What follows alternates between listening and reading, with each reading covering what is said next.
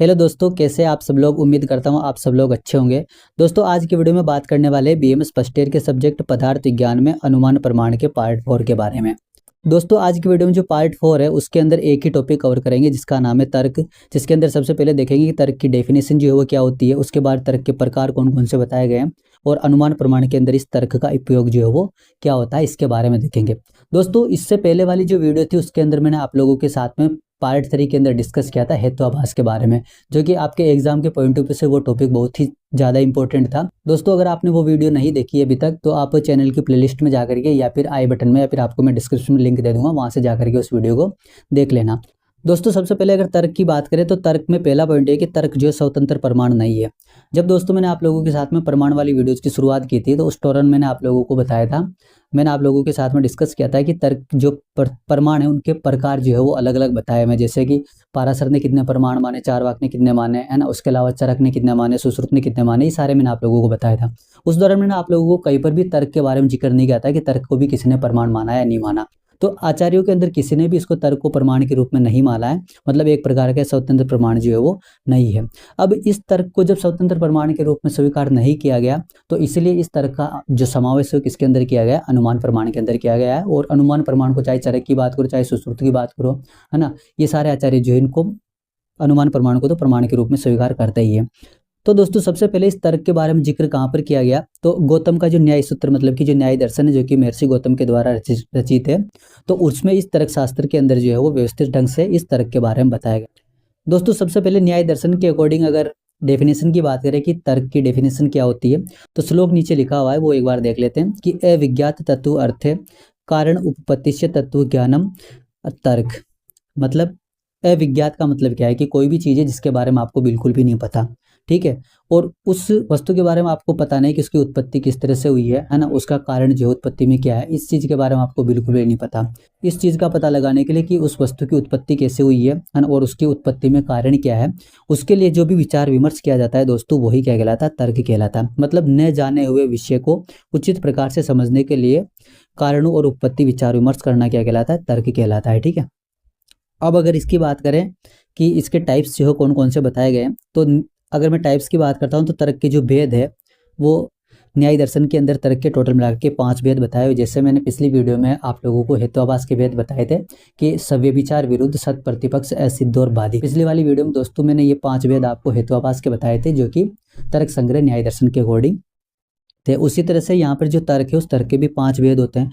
पहला भेद जो है वो प्रमाण बाधित, दूसरा है आत्मा आश्रय, तीसरा अनोन्य आश्रय, चौथा है चक्र आश्रय और पांचवा है अन अवस्था है फिर अनावस्था, ठीक है। तो ये मैंने डायग्राम के फॉर्म में बना रखा है, एक बार इसको आप देख लेना, है ना, कि जैसे प्रमाण बाधित हो गया, आत्मा आश्रय आदि हो गया, अनोन्य आश्रय हो गया, चक्र आश्रय हो गया।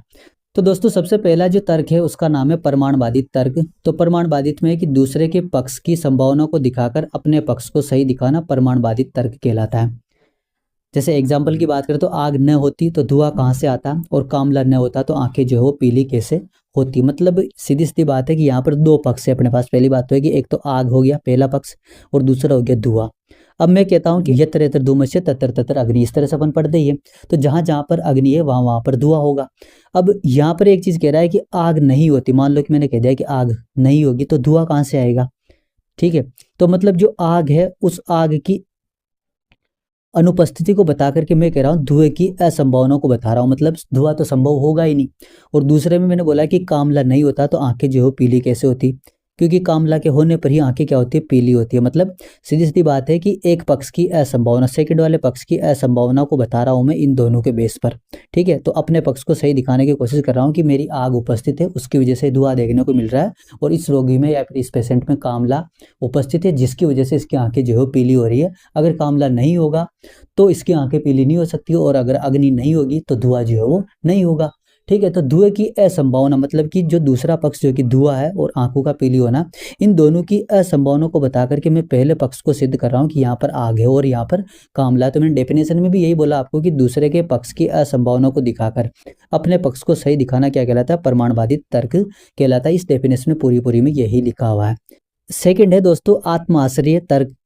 जिसके अंदर लिखा हुआ है कि आत्म का मतलब होता है स्वयं, ठीक है। स्वयं का आश्रय लेकर के अगर मैं किसी भी चीज़ को सिद्ध करने की कोशिश करता हूँ, बताने की कोशिश करता हूँ, या फिर तर्क या फिर विचार विमर्श करने की कोशिश करता हूँ, तो वो क्या कहलाता है, मेरा आत्म आश्रय तर्क कहलाता है। आत्म का मतलब स्वयं हो गया, ठीक है। तो जिस वस्तु को सिद्ध करना है, उससे जिस वस्तु को सिद्ध करना है उसके लिए उसी का सहारा लेना आत्म आश्रय कहलाता है।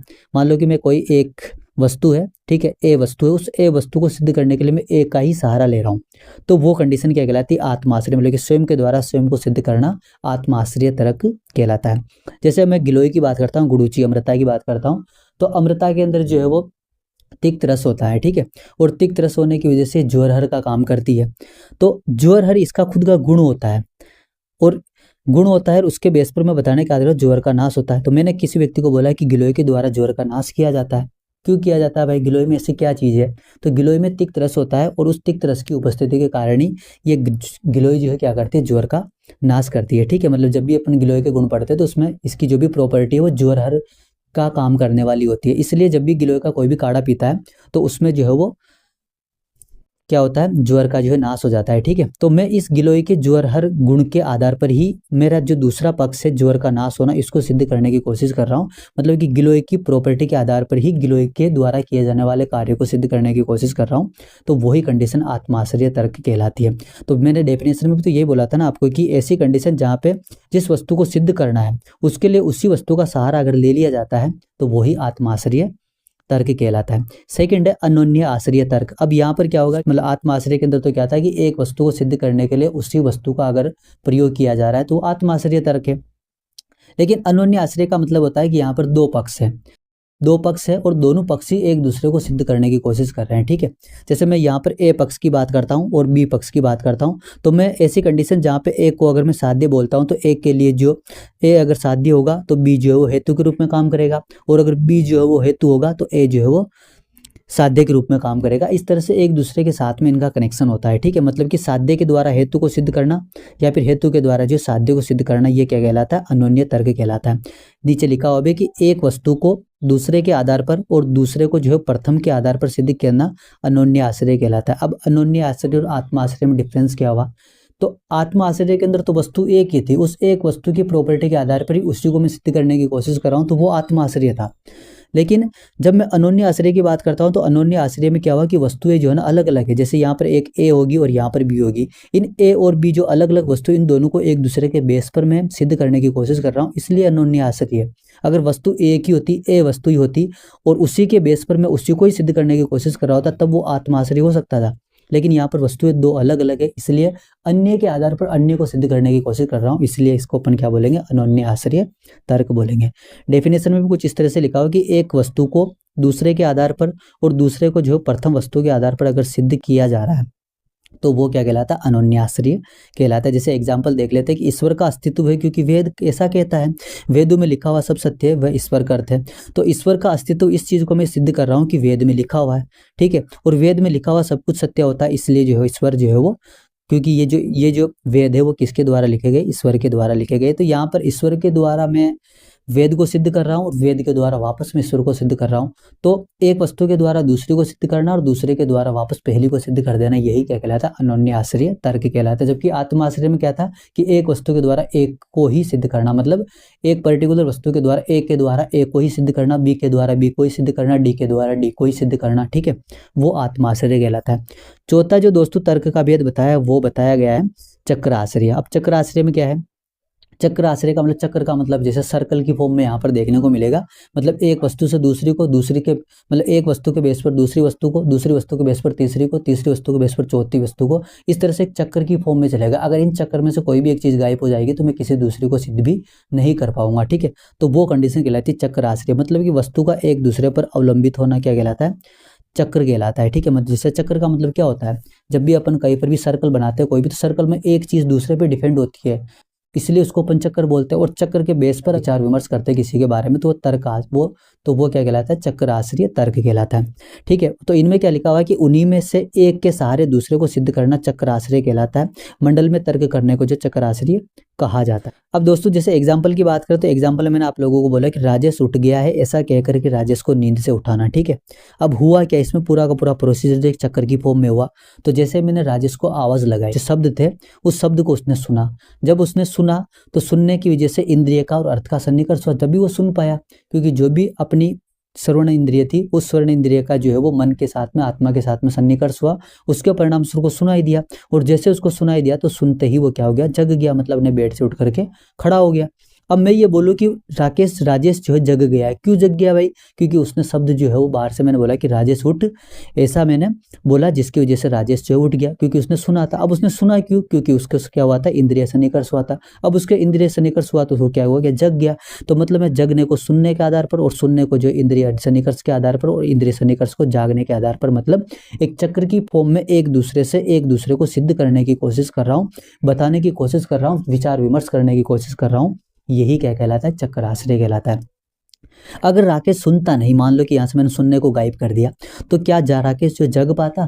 क्या राकेश के इंद्रियों के साथ में उसके अर्थ का सन्निकर्ष हो पाता? नहीं हो पाता। अगर मैं कहता हूँ कि राकेश ने सुन तो लिया था, लेकिन उसके इंद्रियों के अर्थ के साथ में सन्निकर्ष नहीं हुआ था, तो वो जाग पाता? नहीं जाग पाता। तो ऐसी कंडीशन जहाँ पे एक वस्तु को दूसरे वस्तु पर अवलंबित होना, और उस अवलंबित के आधार पर, मतलब एक के सहारे दूसरे वस्तु को सिद्ध करने की कोशिश कर रहे, तो उस कंडीशन को अपन चक्र आश्रय के नाम से जानते हैं। और ऐसा विचार विमर्श करते हुए अगर अपन किसी चीज को सिद्ध करते हैं, या फिर उसकी उत्पत्ति को, या फिर उसके कारण को बताते हैं, तो वही क्या कहलाता है, चक्राश्रय तर्क कहलाता है। ठीक है, इस पूरी हिंदी में यही लिखा हुआ है, बुक में से आप पढ़ लेना, एक बार देख लेना, प्रबोध हीरावरी की बुक है। अब बात करते हैं दोस्तों तर्क के लास्ट वेद के बारे में, जिसका नाम है अनवस्था। ठीक है, अनवस्था का मतलब क्या है कि जब किसी परंपरा का अनुसरण करते समय अंत जो है कहीं पर भी नजर नहीं आता। ठीक है, कि जैसे मान लो कोई भी परंपरा है जो सदियों से चली आ रही है, और उस परंपरा की अगर अपन बैकवर्ड की तरफ जाते हैं, मतलब कि फास्ट की तरफ जाते हैं, तो अपने को उसका अंत जो है कहीं पर भी नजर नहीं आता। जैसे मैं आपको लोगों को बोलता हूँ कि आपके पिताजी के पिताजी थे, उनके पिताजी के पिताजी थे, उनके पिताजी के पिताजी थे, उनके पिताजी के पिताजी थे, उनके पिताजी के पिताजी थे।